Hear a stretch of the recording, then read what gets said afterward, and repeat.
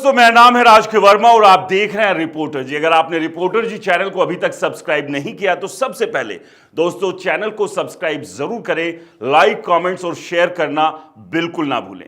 चलिए एक बार फिर बात करेंगे इस वीडियो में रियल एस्टेट सेक्टर के बारे में।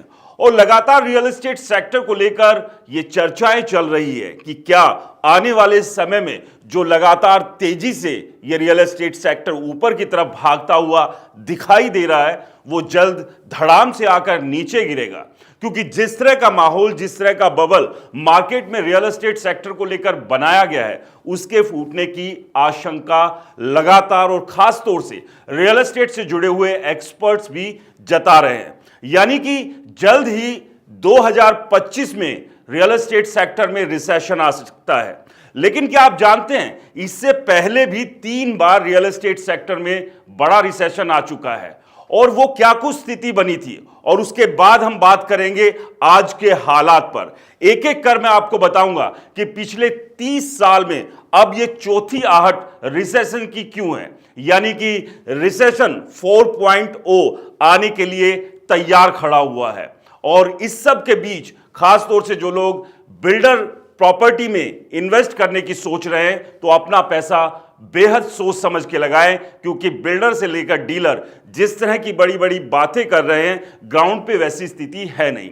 और इसके पीछे की वजह यह है कि आम आदमी की पहुंच से अब बिल्डर प्रॉपर्टी में कोई घर खरीदना या कमर्शियल यूनिट लेना बेहद मुश्किल होता जा रहा है। और इस सब के पीछे की वजह यह है कि बिल्डर और डीलर दोनों ने मिलकर प्रॉपर्टी के दामों को आसमान पर पहुंचा दिया है। लेकिन आसमान पर पहुंचे ये दाम कब जमीन पर आकर गिर जाए कहना बड़ा मुश्किल है। चलिए बात करते हैं कि इससे पहले कब रिसेशन आया और क्या तब भी मार्केट इसी तरह से ऊंचाई पर पहुंचा था, और उसके बाद बात करेंगे आज के हालात यानी कि 2025 के बारे में। तो आज हम बात कर रहे हैं कि 30 साल में चौथे रिसेशन की आहट। सबसे पहले हम आपको बताते हैं कि मार्केट का हाल 30 साल के इस दौर में कब कब कैसा रहा था। तो बात करें 1994 से 1995, ये जो साइकिल थी, यहां पर किस तरह से रियल एस्टेट सेक्टर में सुधार देखा गया और रियल एस्टेट सेक्टर तेजी से आगे बढ़ा। और उसके पीछे के कारण क्या थे कि साल 2091 में आर्थिक सुधारों के बाद भारत के रियल एस्टेट सेक्टर में तेजी आई थी। और इसके पीछे की वजह थी एनआरआई पीआईओ को निवेश की अनुमति दे दी गई थी कि यानी कि ये लोग भी रियल एस्टेट सेक्टर में निवेश यानी कि इन्वेस्ट कर सकते हैं। इससे बड़े पैमाने पर जो विदेशी निवेश है वो बढ़ा और जिसकी वजह से रियल एस्टेट सेक्टर की बाछें खिल गई थी। साल 2095 में कीमतें अपने चरम पर पहुंच गई, जिस तरह से कि आज के हालात है, यानी कि 2025 में भी कीमतें चरम पर पहुंची हुई है। लेकिन 1997-98 में एशियन फाइनेंशियल क्राइसिस और विदेशी पूंजी को खत्म कर दिया गया, जिससे मार्केट में मंदी आ गई। यानी कि जो मार्केट बहुत तेजी से आगे बढ़ रही थी, ऊपर जा रही थी, वो अचानक से इस साइकिल में यानी कि 1994 से 99 में जब मार्केट ने अच्छे दिन देखे, और यही वो दौर था जब मार्केट लुढ़क कर नीचे की तरफ आ गई थी। इसके बाद बात करते हैं दूसरी साइकिल यानी कि दूसरा चक्र कब आया था मार्केट में। यह था 2004 और 2008 का वो दौर जब ये दूसरी साइकिल यहां पर शुरू हुई थी। यानी कि इस वक्त में रियल एस्टेट सेक्टर ने एक बार फिर से तेजी से आगे बढ़ना शुरू किया था, और उसके पीछे की वजह थी कि नई टेलीकॉम नीति ने इन्वेस्टमेंट के लिए अनुकूल माहौल बनाया। और इसके अलावा SEZ और जवाहरलाल नेहरू राष्ट्रीय शहरी नवीनीकरण मिशन से बुनियादी ढांचे की वजह से इन्वेस्टमेंट को बढ़ावा मिला, यानी कि लोगों ने ज्यादा इन्वेस्ट करना शुरू कर दिया। साल 2005 में रियल एस्टेट प्रोजेक्ट में FDI को पूरी तरह से खोल दिया गया था, और यह भी एक वजह बनी कि इस दौरान रियल एस्टेट सेक्टर ने अच्छे दिन देखे।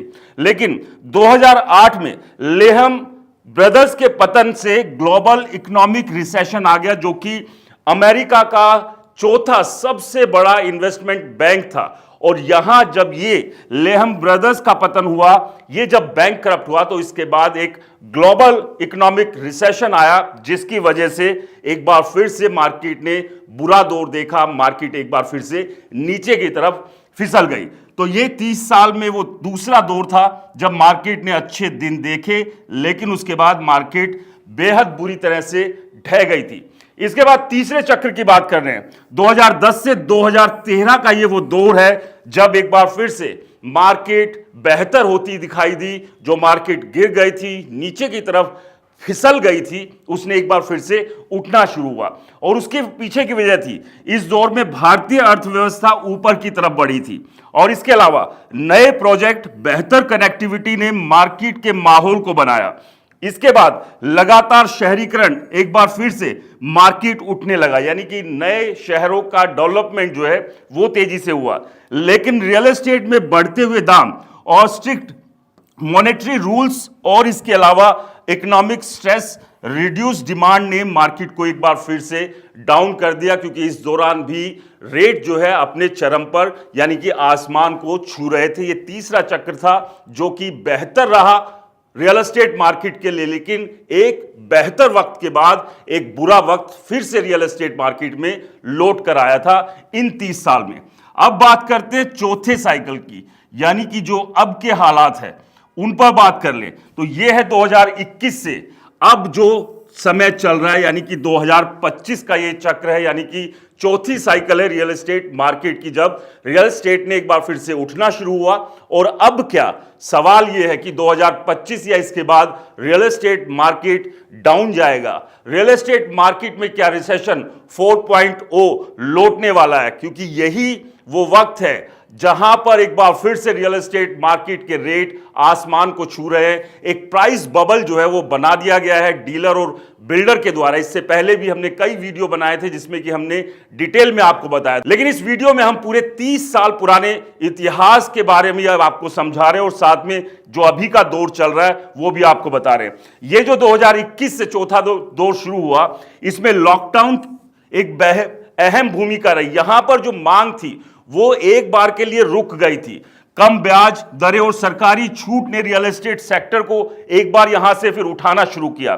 अब चूंकि पता ही है आपको कि लॉकडाउन जब लगा तो वर्क फ्रॉम होम का ट्रेंड शुरू हुआ, और इस ट्रेंड में लोगों को लगने लगा कि जिन घर में वो रह रहे हैं वो घर छोटे पड़ रहे हैं, क्योंकि काम घर से ही हो रहे थे। ऐसे में पूरे परिवार के लिए उन छोटे घरों में रहना मुश्किल हुआ, और यहां से डिमांड बढ़ी बड़े घरों की, और जिसने कि रियल एस्टेट सेक्टर को एक बूस्टर दिया। इसके अलावा राजमार्ग और एक्सप्रेसवे, यानी कि जो कनेक्टिविटी को बेहतर किया गया, उससे भी रियल एस्टेट सेक्टर को बड़ा फायदा हुआ। गुरुग्राम में एग्जांपल के तौर पर बात करें, द्वारका एक्सप्रेसवे, जब से द्वारका एक्सप्रेसवे शुरू हुआ है एकदम से तेजी से इस इलाके में प्रॉपर्टी के दाम बढ़े हैं, दुगने से 3 गुना हो गए हैं।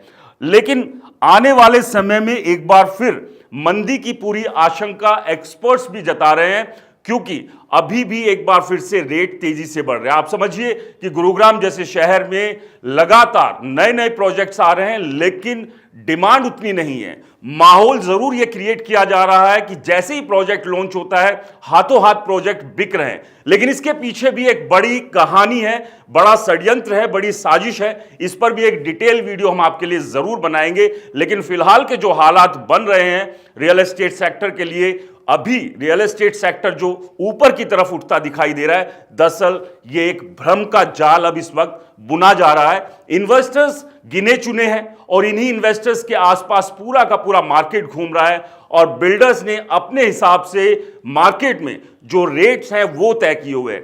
सरकार का इस पर कोई भी कंट्रोल नहीं है। तो ऐसे में चूंकि प्राइवेट बिल्डर्स ही ये प्रोजेक्ट्स लेकर आ रहे हैं, तो एक आपसी सहमति के चलते ये रेट्स तय कर दिए गए, और मार्केट में कुछ इस तरह से बताया और जताया जाता है कि आप तुरंत इस प्रोजेक्ट में इन्वेस्ट कर लीजिए, वरना आने वाले समय में ये रेट कहीं के कहीं पहुंचेंगे। लेकिन सबसे बड़ी बात यह है कि एंड यूजर मार्केट से गायब हो चुका है।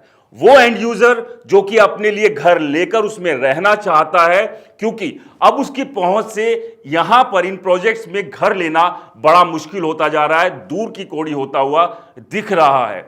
इसके अलावा बात करें कि कुछ ऐसे प्रोजेक्ट्स जरूर या कुछ ऐसी यूनिट्स भी की हैं जो अरबों रुपए में गई। 190 करोड़ के फ्लैट की, यानी कि पेंट हाउस की भी बात हमने इससे पहले की थी, जो गुरुग्राम में बिका। और इसके अलावा मुंबई में भी 2,72,000 1000 स्क्वायर फीट के हिसाब से भी प्रॉपर्टी वहां खरीदी गई, लेकिन ये अमीरों के द्वारा खरीदी हुई प्रॉपर्टी है। आप और हमारे लिए एक घर खरीदना बेहद मुश्किल होता जा रहा है और इसके पीछे यही है कि मार्केट का एक माहौल इस तरह से बना दिया गया है और इसी माहौल के चलते डर, आशंका एक्सपर्ट्स को भी ये लग रही है कि अब कभी भी रियल एस्टेट सेक्टर में रिसेशन 4.0 लौट सकता है। तो इसलिए ध्यान रखें कि किसी भी प्रोजेक्ट में अगर आप पैसा लगा रहे हैं, सोच समझ के लगाएं, प्रोजेक्ट के बारे में समझे, बिल्डर की रेपुटेशन को जाने और आपको अगर कोई लुभावने वादे वो कर रहा है, जैसे कि आपको कहता है कि रेट अभी वो कम दे रहे हैं, इसके अलावा नो ईएमआई की बात कर रहे हैं और इसके अलावा एश्योर्ड रिटर्न की बात कर ले या फिर एश्योर्ड रेंटल की बात कर ले, अगर मार्केट इसी तेजी से बढ़ ही रहा है तो फिर इस तरह के लुभावने वादे करने की जरूरत ही कहां है या क्यों है।